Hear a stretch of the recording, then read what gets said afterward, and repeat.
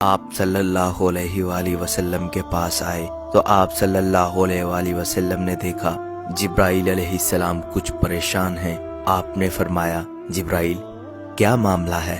آج میں آپ کو غم زدہ دیکھ رہا ہوں۔ جبرائیل علیہ السلام نے عرض کی، اے محبوب کل جہاں، آج میں اللہ پاک کے حکم سے جہنم کا نظارہ کر کے آیا ہوں۔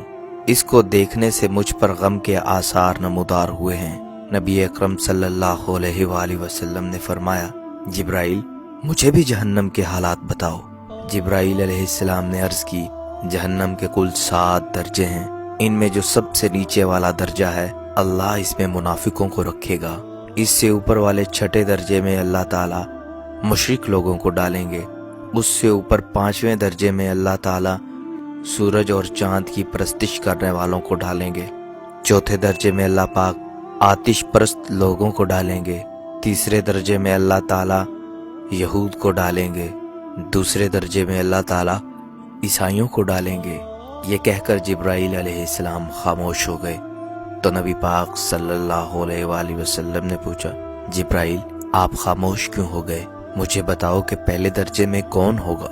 جبرائیل علیہ السلام نے عرض کیا، یا رسول اللہ، پہلے درجے میں اللہ پاک آپ کے امت کے گنہگاروں کو ڈالیں گے۔ جب نبی کریم صلی اللہ علیہ وآلہ وسلم نے یہ سنا کہ میری امت کو بھی جہنم میں ڈالا جائے گا تو آپ صلی اللہ علیہ وآلہ وسلم بے حد غمگین ہوئے، اور آپ صلی اللہ علیہ وآلہ وسلم نے اللہ کے حضور دعائیں کرنا شروع کی۔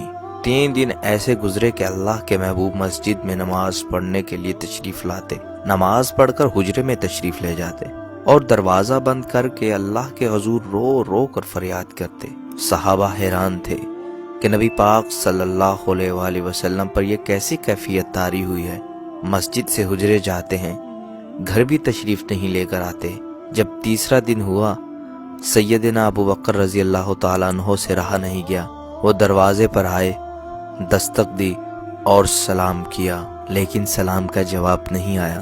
آپ روتے ہوئے سیدنا عمر رضی اللہ تعالیٰ عنہ کے پاس آئے اور فرمایا، میں نے سلام کیا لیکن سلام کا جواب نہ پایا، لہٰذا آپ جائیں، آپ کو ہو سکتا ہے سلام کا جواب مل جائے۔ آپ گئے تو آپ نے 3 بار سلام کیا لیکن جواب نہ آیا۔ حضرت عمر رضی اللہ تعالیٰ عنہ نے سلمان فارسی کو بھیجا لیکن پھر بھی سلام کا جواب نہ آیا۔ حضرت سلمان فارسی رضی اللہ تعالیٰ عنہ نے واقعے کا تذکرہ حضرت علی رضی اللہ تعالیٰ عنہ سے کیا۔ انہوں نے سوچا کہ جب اتنی عظیم شخصیات کو سلام کا جواب نہ ملا تو مجھے بھی خود نہیں جانا چاہیے بلکہ ان کی نور نظر بیٹی فاطمہ رضی اللہ تعالیٰ عنہ کو بھیجنا چاہیے۔ لہٰذا آپ نے فاطمہ رضی اللہ تعالیٰ عنہ کو سب احوال بتا دیا۔ آپ حجرے کے دروازے پہ آئیں اور کہا، السلام علیکم ابا جان۔ بیٹی کی آواز سن کر محبوب کائنات اٹھے، دروازہ کھولا اور سلام کا جواب دیا۔ آپ نے پوچھا، ابا جان آپ پر کیا کیفیت ہے کہ 3 دن سے آپ یہاں تشریف فرما ہیں؟ نبی کریم صلی اللہ علیہ وآلہ وسلم نے فرمایا، جبرائیل نے مجھے آگاہ کیا ہے میری امت بھی جہنم میں جائے گی۔ فاطمہ بیٹی، مجھے اپنے امت کے گنہگاروں کا غم کھائے جا رہا ہے اور میں اپنے مالک سے دعائیں کر رہا ہوں کہ اللہ ان کو معاف کر دے، جہنم سے بری کر دے۔ یہ کہہ کر آپ صلی اللہ علیہ وآلہ وسلم پھر سجدے میں چلے گئے اور رونا شروع کیا، یا اللہ میری امت، یا اللہ میری امت، یا اللہ میری امت کے گناہوں پہ رحم کر، ان کو جہنم سے آزاد کر دے۔ کہ اتنے میں حکم آ گیا، اے میرے محبوب غم نہ کر، میں تم کو اتنا عطا کر دوں گا کہ آپ راضی ہو جاؤ گے۔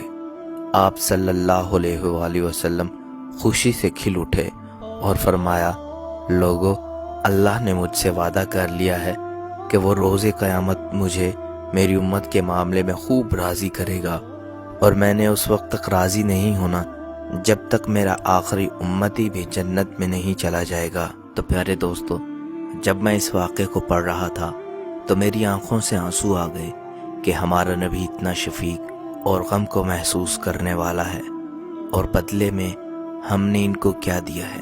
ذرا سوچئے، تھوڑا نہیں پورا سوچئے۔ اگر آپ کو یہ پیغام، یہ واقعہ پسند آیا ہے تو اس ویڈیو کو اپنے دوستوں کے ساتھ واٹس ایپ اور فیس بک پہ ضرور شیئر کیجیے۔ اللہ تعالیٰ آپ سب کا حامی و ناصر ہو۔ السلام علیکم ورحمۃ اللہ وبرکاتہ۔